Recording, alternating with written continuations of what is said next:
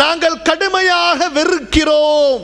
யாராவது ஒருவர் நல்லோர்களின் பொருட்டால் எங்களுக்கு கொடு என்று இறைவனிடத்திலே பிரார்த்தனை செய்தால் وكره أبو حنيفة وأبو يوسف أن يقول أحد في دعائه بحق فلان أو بجاه فلان. இன்னாருடைய பொருட்டால் இன்னாருடைய ஹக்கால் எங்களுக்கு கொடு என்று கேட்பதை அபு ஹனீஃபா ரஹ்மத்துல்லாஹி அலைஹி அவர்கள் வெறுப்பவர்களாக இருந்தார்கள். அபு யூசுப் வெறுப்பவர்களாக இருந்தார்கள் ரஹ்மத்துல்லாஹி அலைஹி. இன்று சிலர் இவர்களை முஸ்லிம்கள் என்று எண்ணுகிறார்கள், இவர்களை சுன்னத் வல் ஜமாத் என்று எண்ணுகிறார்கள்.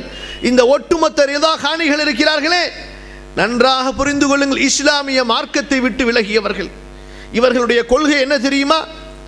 தங்களை அபு ஹனீஃபாவை ஏற்றுக்கொண்ட ஹனஃபிகள் என்று சொல்கிறார்களே, நான் சொல்லுகின்றேன் அபு ஹனீஃபாவை மறுக்கக்கூடியவர்கள் இவர்கள் என்பதாக. இவர்கள் அல்லாஹ்வுடைய விஷயத்திலே நம்புகின்ற கொள்கை என்ன தெரியுமா? அல்லாஹ் நபியினுடைய உருவத்திலே முஹம்மது ரசூலுல்லாஹ்வுடைய உருவத்திலே வந்தான் என்பதாக.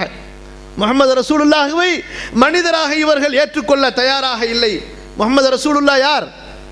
அல்லாஹ்வுடைய உருவம் என்று சொல்கிறார்கள். அல்லாஹ்வுடைய நூறிலிருந்து வந்தவர்கள் என்று சொல்கிறார்கள். என்ன சொல்கிறார்கள்?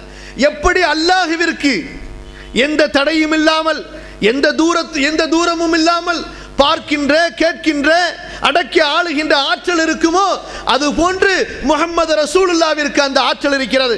முஹம்மது ரசூலுல்லாஹ்விற்கு மட்டுமல்ல, அதற்கு பின்னால் வந்த எல்லா அவுலியாக்களுக்கும், குறிப்பாக அப்துல் காதர் ஜீலானி, குறிப்பாக அஜ்மீரிலே அடங்கி இருக்கின்ற, அடக்கம் செய்யப்பட்டிருக்கின்ற கரீப், ஹாஜா கரீப் அவர்களுக்கு எப்படிப்பட்ட ஆற்றல்!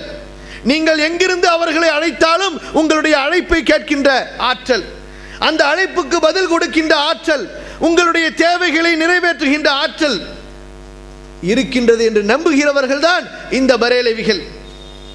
இதை தங்களுடைய மஸ்ஜிதுகளிலே பேசுகிறார்கள். உங்களுக்கு தெரியுமா எத்தனை மஸ்ஜிதுகளிலே யா குத்துப், யா கௌஸ் என்று அல்லாஹ்வை அழைத்து பிரார்த்தனை செய்வதற்கு பதிலாக அல்லாஹ் சொல்கிறான், வ அன்னல் மஸாஜித லில்லாஹ் ஃபலா ததுஉ மஅல்லாஹி அஹதா. பள்ளிகள் அல்லாஹ்விற்கு சொந்தமானவை, அல்லாஹ்வை தவிர வேறு யாரிடத்திலும் அங்கே பிரார்த்தனை செய்யாதீர்கள் என்று. ஆனால் இவர்கள் என்ன செய்கிறார்கள்? இன்று மஸ்ஜிதுகளிலே மௌலூத் ஓதுவதை பார்த்திருக்கலாம் நீங்கள். மௌலூத் ஓதினால்தான் சுன்னத் வல் ஜமாத் அடையாளம். எப்படி?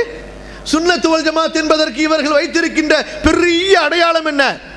ரசூலுல்லாஹ்வுடைய சிறப்பை பேசுவதையோ, சுன்னத்தை பரப்புவதையோ, தாடி வைத்திருப்பதையோ, ரசூலுல்லாஹ்வுடைய உயர்வை பற்றி, அவர்களுடைய சுன்னத்தை பற்றி, அவர்களுடைய மார்க்கத்தை பற்றி பேசுவது, பின்பற்றுவது, சுன்னத்தான தொழுகைகளை பேணுவது, ஃபர்லான தொழுகைகளை பேணுவது, இதெல்லாம் அடையாளம் என்ன? இதெல்லாம் அடையாளம் இல்லை.